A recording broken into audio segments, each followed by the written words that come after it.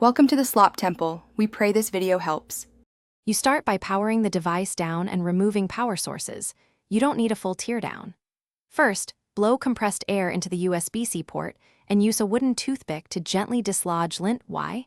Debris reduces contact friction and mimics looseness. Once done, swab the port with a tiny amount of 90% isopropyl on a lint-free applicator to remove oils. Make sure to look for bent pins under magnification. If pins are intact, proceed to the snug fit. Now you prepare a reversible shim to restore friction.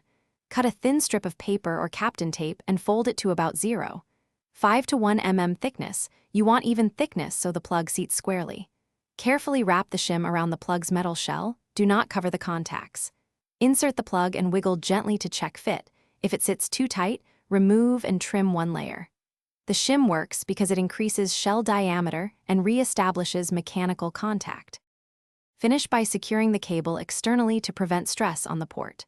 Once the shim gives a snug fit, apply a short length of tape or a small heat shrink sleeve around the cable near the connector to act as strain relief. This prevents sideways pull that reopens the gap. Test charging and data transfer across angles. If the connection still fails or disconnects under light movement, the internal port housing or solder joints are worn. In that case, make sure to seek professional repair or replace the USB-C jack. Thanks for watching. Consider subscribing if we helped you.